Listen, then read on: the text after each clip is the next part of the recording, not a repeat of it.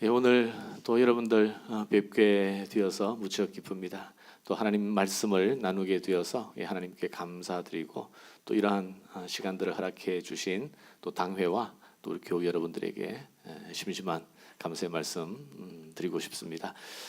처음 뵙는 분들도 계시지만 사실 한 6년, 7년 전인 것 같은데요. 한번 제가 이 자리에 교회 또 개축하기 이전에 그 상가 건물에서 예배 드릴 때 제가 와서 설교했던 기억이 납니다.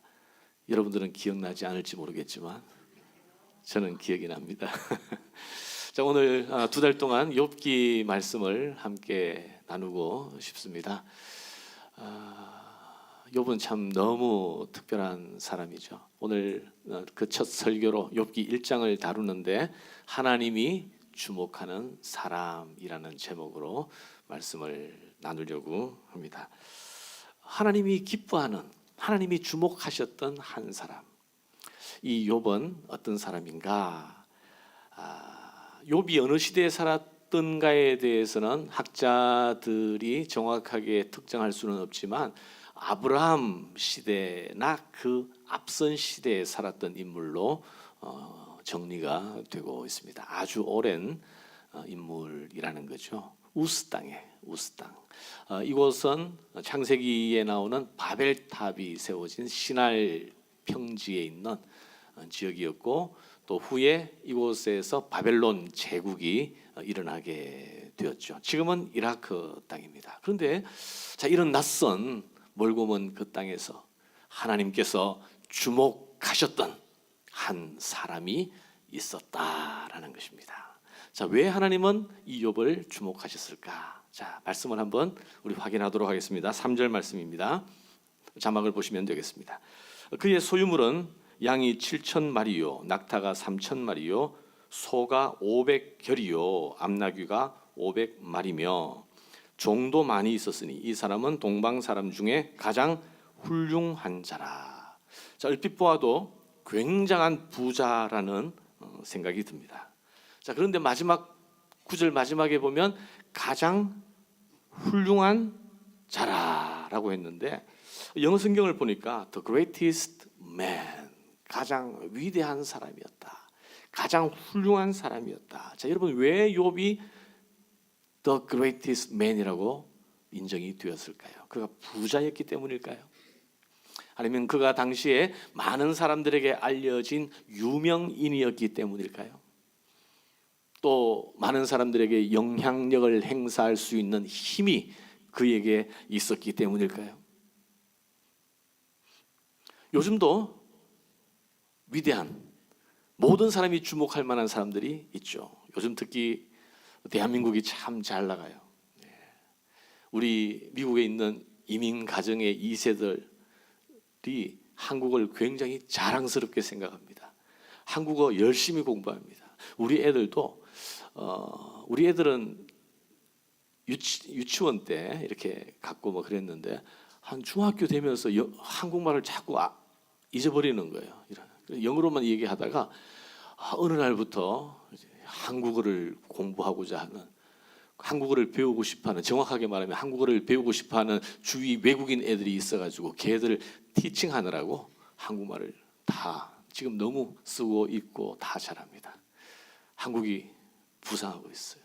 BTS 같은 경우는 공항에 오는 가운데서도 여러 곳에서 사진들이 있고 또 손흥민이 광고 모델인, 전 세계가 알아주는 사람이 대한민국으로 많이 있잖아요. 자, 그런데 욥이 주목받고 위대했다는 것은 무엇인가? 당시 사람들에게 주목받은 것이 아니죠. 또 반 고어 같은 사람은 그 시대 사람들은 아무도 알아주지 않았지만 죽은 후에 전 인류 통틀어 가장 위대한 예술가의 한 사람으로 인정이 되기도 했어요. 그런데 욥이 주목받고 위대했다라고 하는 것은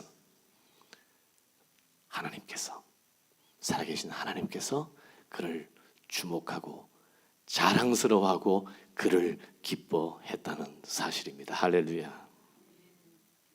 자, 성경이 어떻게 욥을 얘기하는지를 한번 눈으로 확인하도록 하죠. 1절 한번 보시겠습니다. 우스 땅의 욥이라 불리는 사람이 있었는데 그 사람은 온전하고 정직하여 하나님을 경외하며 악에서 떠난 자더라. 네 가지를 말씀하고 있죠. 온전하고 흠이 없다는 거예요. 정직하고 하나님을 경외하며 악에서 떠난 자라. 자, 하나님께서 어떤 사람을 이렇게 기뻐하고 주목하셨을까? 또 한번 확인하죠. 8절입니다. 8절 자막을 보십시오. 여호와께서 사탄에게 이르시되 네가 내 종 욥을 주의하여 보았느냐? 그와 같이 온전하고 정직하여 하나님을 경외하며 악에서 떠난 자는 세상에 없느니라. 하나님이 얼마나 기뻐하셨으면 사탄에게 막 자랑하시는 거예요. 2장 3절 한번 보시죠. 2장 3절 여호와께서 사탄에게 이르시되 네가 내 종 욥을 주의하여 보았느냐? 그와 같이 온전하고 정직하여 하나님을 경외하며 악에서 떠난 자가 세상에 없느니라. 네가 나를 충동하여 까닭없이 그를 치게 하였어도 그는 여전히 자기의 온전함을 굳게 지켰느니라. 욥은 어두운 세상에서 마치 찬란하게 빛나는 하나의 별처럼 반짝이면서 하나님의 마음을 시원하게 했던 그러한 사람이었습니다.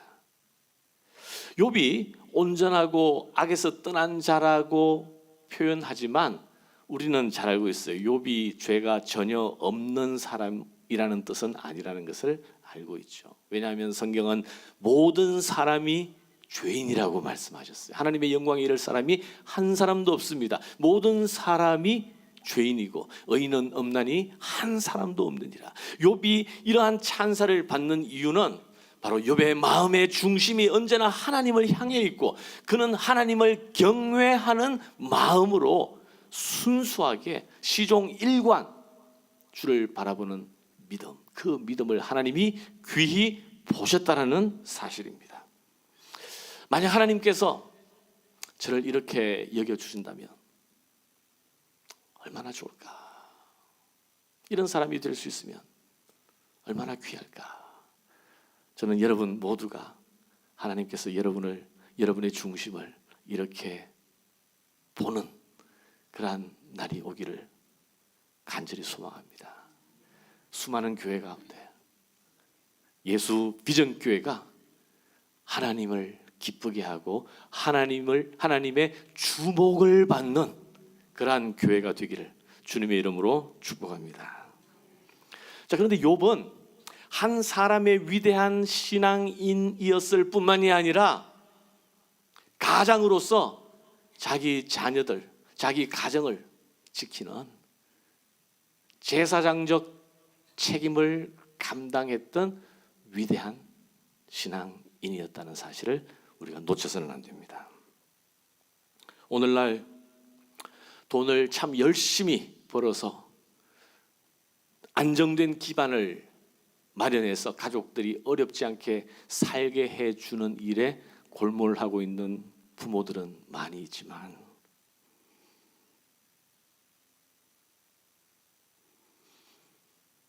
정말 그 자녀의 마음을 헤아리고 자녀의 영혼을 위하여 모든 것을 투자하는 그러한 부모가 얼마나 있을까? 여러분, 욥의 자녀들이 비록 그들은 하나님의 허락, 하나님의 이해할 수 없는 섭리, 그리고 사탄의 계략으로 말미암아 일찍 세상을 떠날 수밖에 없었지만 그 자녀들은 과연 욥을 어떻게 기억했을 것 같습니까? 우리 아버지는 참 부자였다. 부자 아빠로 기억할 것 같습니까? 우리 아빠는 다른 사람들이 함부로 할 수 없는 존경받는 영향력 있는 지역의 명망가였다. 그렇게 기억할 것 같습니까?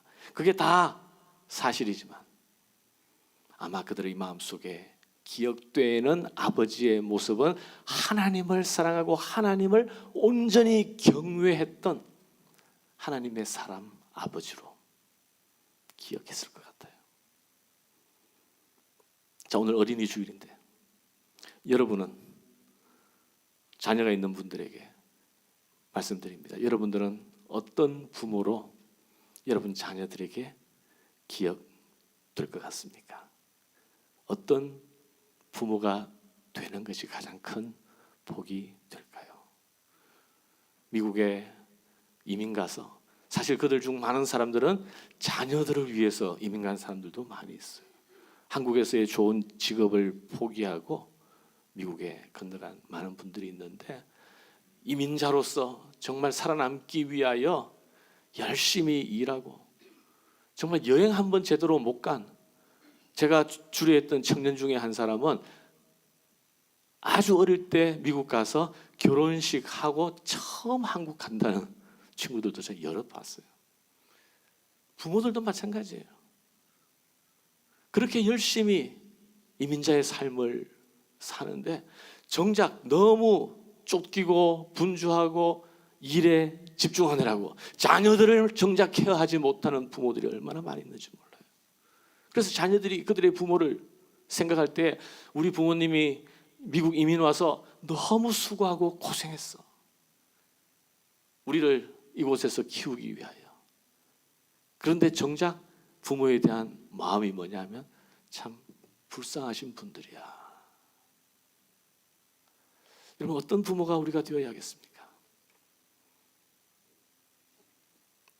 하나님을 정말 삶 가운데서 알고 사랑하고 경외했던 우리 부모님. 그래서 부모님을 보면 정말 하나님은 살아 계실 수밖에 없어 고백할 수 있는 그러한 부모로 기억되기를 주님의 이름으로 축원합니다. 자, 그런데 이렇게 멋진 근사한 믿음의 삶을 살았던 욥에게 어느 날 갑자기 예측하지 못했던 엄청난 환난과 시험이 찾아오잖아요. 욥기서의 흥미로운 대목 중에 하나가 6절부터 이어지는 9절이에요. 하나님 하늘나라의 어전회라고 불리는 한 대목인데 한번 보시죠. 6절 한번 보시겠습니다.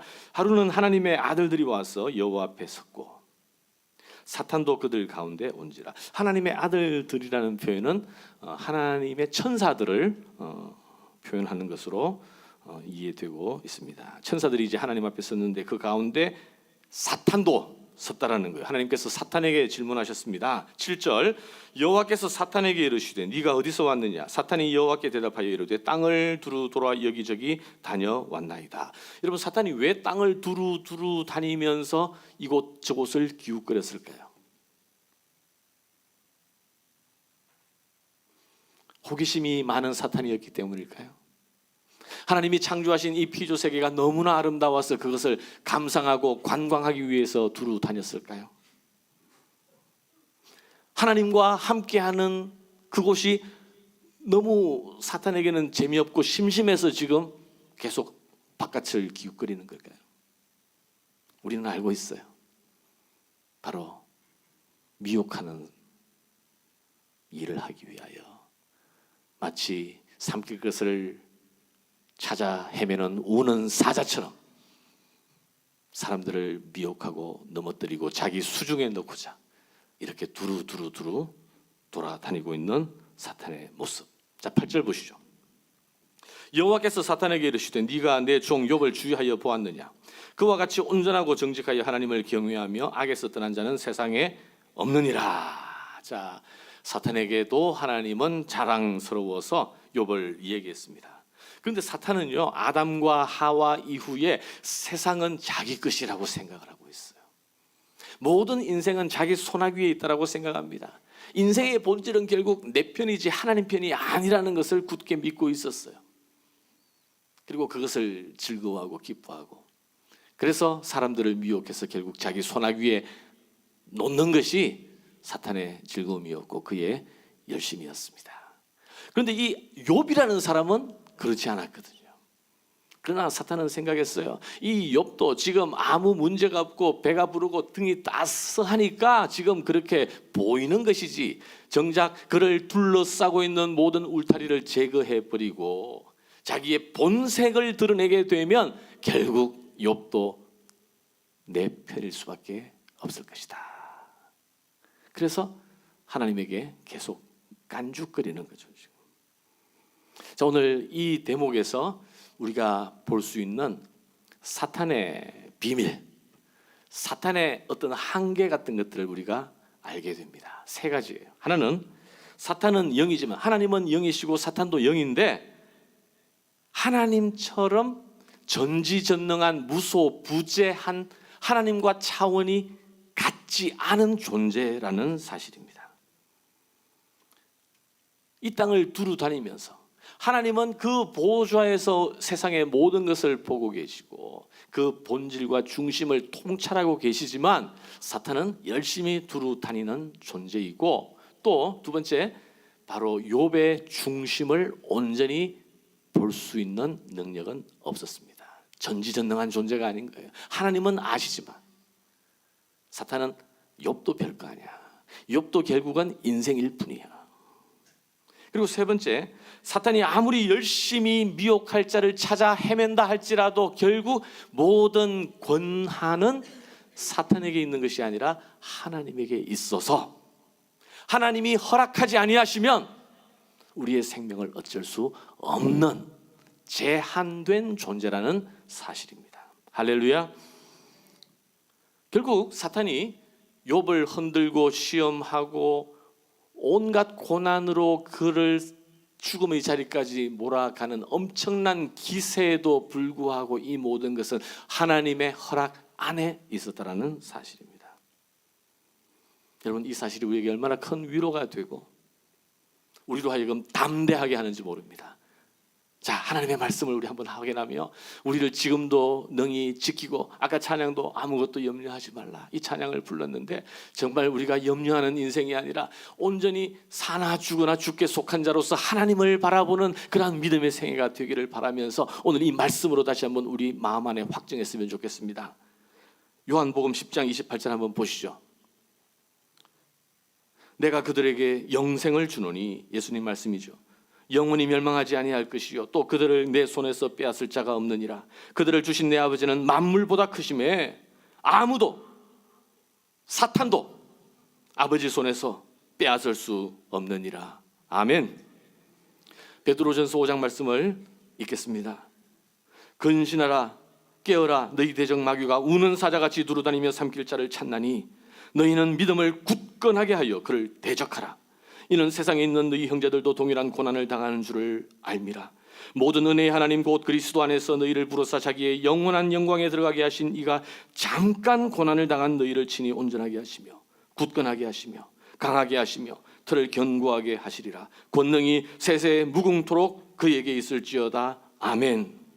그를 대적하라. 마귀의 기세가 아무리 사납고 두렵다 할지라도 우리는 그를 대적할 이유가 있습니다. 왜냐하면 모든 고난은 하나님에게 있기 때문에, 영광이 세세 무궁토록 예수 그리스도에게 있기 때문에 잠깐 고난을 우리가 넉넉히 감당하고 견디며 하나님의 영원한 영광에 참여하는 자가 되는 줄 믿습니다. 아멘. 자, 그러면 아니, 사탄은 제한된 존재이고 하나님께서 모든 고난을 가지신 하나님이시라면 왜 하나님이 기뻐하시고 이뻐하고 주목하시고 자랑스러워하는 이 욥에게 시험당하는 것을, 욥이 시험당하는 것을 하나님은 허락하셨을까?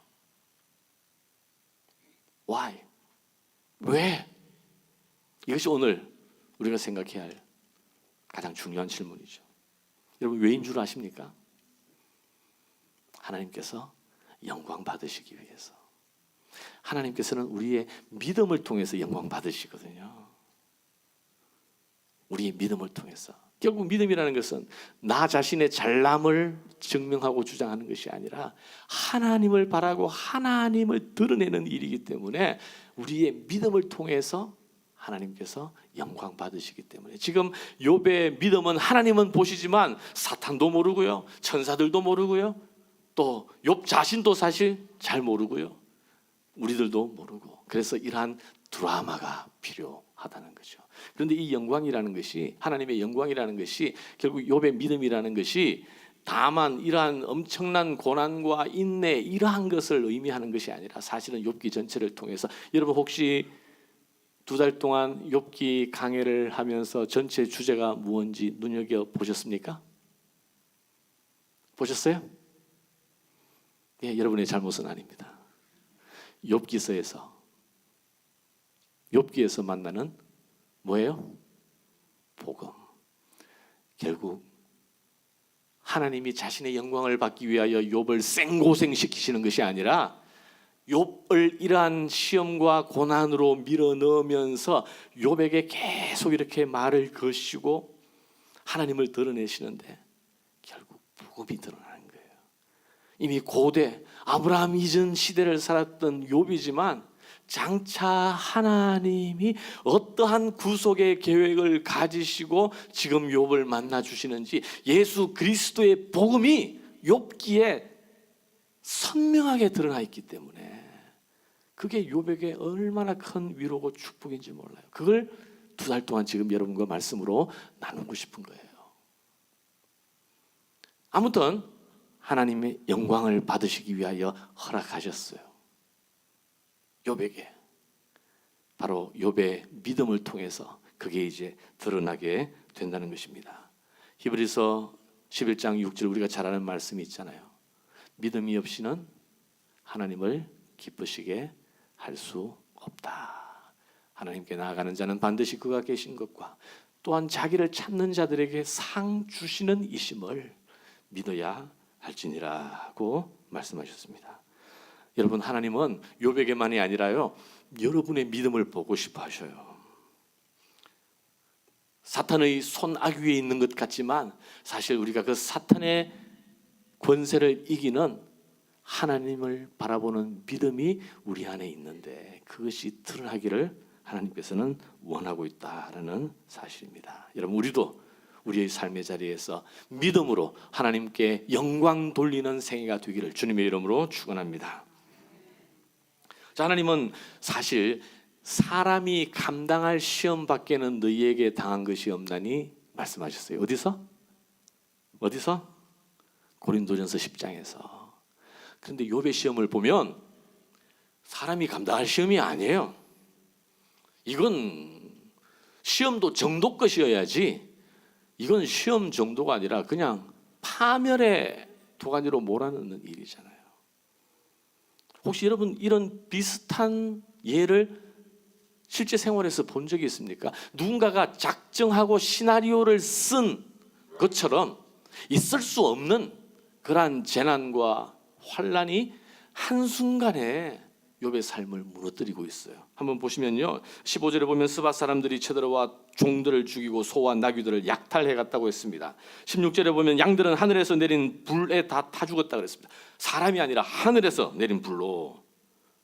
또 갈대아 사람들이 쳐들어와서, 갈대아 사람들은 바로 바벨론을 일으킨 사람들이에요. 나중에 갈대아 사람들이 쳐들어와서 종들을 죽이고 낙타들을 약탈해 갔습니다. 불행은 여기서 끝나지 아니하고 정말 가장 심각하고 참혹한 일이 일어나는데 욥의 자녀들이 모여서 잔치하면서 흥겨운 시간을 보내고 있는데 하늘에 큰 바람이 불어가지고 집이 무너져서 그 자녀들이 다 죽은 거예요. 미국의 흔한 토네이도 같은 것 보면 정말 모든 집들을 다 쓸어 담아내듯이 강력한 바람. 여러분, 이 여러 가지 재난 가운데 한 가지라도 마주치게 되면 어떻게 그걸 감당하겠습니까? 그야말로 멘붕 상태가 되지 않을 수 없습니다. 여러분들은 이런 일을 당한 사람을 본 적 있습니까? 아니면 여러분의 삶 가운데서 이만큼은 아니더라도 이렇게 정말 넋이 나갈 만큼 고통스러웠던, 힘들었던 일들이 여러분에게 있었습니까? 그때 여러분의 마음은 어떠했습니까? 이러한 일들을 당하면 사람들은 넋이 나가요. 아니면 독이 올라가지고 하나님에 대해서, 사람에 대해서 반항하면서 대적하면서, 또 아니면 그냥 모든 것을 놓아버리고 실신할 수도 있고요. 그런데 욥은 어떻게 했습니까? 욥은 사탄의 뜻대로 움직여지지 않았습니다. 자, 욥의 반응을 한번 우리 눈으로 확인하시죠. 20절입니다. 욥이 일어나 겉옷을 찢고 머리털을 밀고 땅에 엎드려 무엇하며? 예배하며. 욥이 지금 맨정신인 거 아니에요, 여러분? 이런 일을 당했으면서도 욥이 그냥 평정심을 유지했다라고 생각하면 안 됩니다. 옷을 다 찢어버렸어요. 머리털을 다 밀었습니다. 삶이 무너졌어요. 마음도 무너졌습니다. 그러나 무너지지 않은 것은 딱 하나 남은 게 있는데 그게 예배였어요. 예배. 그런 상황 가운데서도 하나님을 예배하는 예배자로서의 욥의 모습은 무너지지 않았다는 거죠. 그 욥의 결국 실체, 욥의 본질은 그가 부자라는 것도 아니고 유명한 사람이라는 것도 아니고 힘께나 쓰는 사람이라는 것도 아니고 그는 하나님 앞에서 예배자였다는 것, 이것이 바로 그에게 끝까지 남아있는 그를 지탱해 주는 그의 진짜였다는 거죠.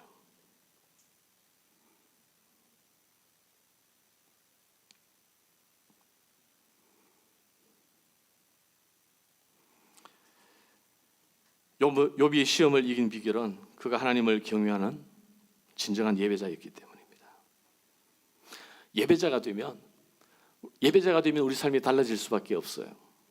그런데 예배자가 되면 가장 눈에 띄는 한 가지 특징과 변화가 있어요. 그게 오늘 본문에 나와요. 바로 원망하지 않는다는 것입니다. 원망하지 않는다는 것. 여러분 생각해 보십시오. 욥으로서 원망할 만한 이유는 10가지 100가지예요. 스바 사람 갈대아 사람들이 갑자기 쳐들어와 가지고 자기의 모든 재산을 다 빼앗아갔습니다. 욥이 힘 있는 사람이었어요. 유명한 사람이었어요. 얼마든지 감히 나에게 이런 일을 하고 무사할 줄 아느냐라고 하면서 그들을 향하여 적대감을 표출하고 칼을 들 수 있었어요.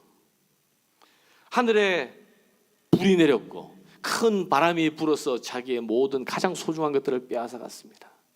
하나님을 원망할 이유가 얼마든지 되잖아요. 집을 제대로 짓지 못했던 건축가를 찾아가서 책임을 물을 수도 있었을 것입니다. 하지만 욥이 한 가장 큰 일은, 가장 일차적인 일은 바로 하나님 앞에 엎드리고 기도하고 예배했다는 거예요. 20절 계속 보시겠습니다. 욥이 일어나 겉옷을 찢고 머리털을 밀고 땅에 엎드려 예배하며 이르되 내가 모태에서 알몸으로 나와 싸운즉 또한 알몸이 그리로 돌아갈지어라. 돌아가올지라. 참 어려운 말이에요. 주신 이도 여호와시요 거두신 이도 여호와시오니 여호와의 이름이 찬송을 받으실지니이다 하고 이 모든 일에 욥이 범죄하지 아니하고 하나님을 향하여 원망하지 아니하니라. 원망하지 않았다. 예배자니까. 여러분 원망은 육신의 눈으로, 인간적인 눈으로 보면 원망할 것 투성입니다. 우리의 인생이 다 탓할 만한 일이고 누군가에게 책임을 물을 만한 일이고 원망할 일들이에요. 그런데 믿음의 눈으로 하나님을 바라보면 결국 하나님의 주권, 하나님께서 나의 전 삶을 보고 계시고 붙들고 계시고 지키고 보호하고 있음을 믿고 고백하고 깨닫게 된다면 원망 대신 이 일에 하나님이 갖고 계신 뜻이 무엇일까? 왜 하나님이 이런 일을 나에게 허락하시는 것인가? 그리고 이 상황 가운데서 내가 믿음으로 어떻게 하나님 앞에 서야 할 것인가? 하나님이 하실 일을 기대하고 그럴 때 원망이 뒤로 물러가고 감사가, 하나님이 하시는 일에 대한 소망과 확신이 우리 마음을 덮어갈 때 여러분 그것이 바로 예배자가 누리는 축복 가운데 하나가 된다는 것입니다. 이렇게 원망의 노예가 되지 아니하고 어떤 일 가운데서도 하나님을 예배하는 자리에 설 때 사탄도 그 사람을 어쩌지 못한다는 사실이에요. 사랑하는 성도 여러분, 감당할 수 없는 시험을 당하는 사람들이 가끔씩 있습니다. 우리도 예외가 아니죠. 시험이 정도껏 쉬어야 할 텐데, 감당할 만한 수준이어야 할 텐데, 그것을 넘어가게 되면요, 그때는 내 의지로 어떻게 버티고 견뎌낼 재간이 없습니다. 모든 것이 무너져 버리거든요. 어떤 사람은 신앙을 잃어버리기도 해요. 교회를 떠나기도 해요. 가정이 파탄 나기도 합니다. 그러나 욥은 주신이시도 하나님, 주신이도 하나님이시오, 가져가신 이도 하나님이시니 오직 하나님께 예배하는 하나님의 영광 앞에서는, 여러분, 이것은 지식에서 나오는 게 아니에요. 관념에서 나오는 게 아닙니다. 바로 참된 예배자였기 때문에 그것이 가능했다는 사실입니다. 욥은 자기에게 닥쳐오는 이 고난과 환난의 의미와 그 출처를 전혀 알 길이 없었습니다. 그럼에도 불구하고 하나님을 신뢰하고 하나님을 배반하지 않았습니다. 하나님을 예배했습니다. 욥의 가치의 중심은 자기의 재물이 아니었어요. 자식들에게 매이지 않았어요. 사람들의 평판에 매이지 않았습니다.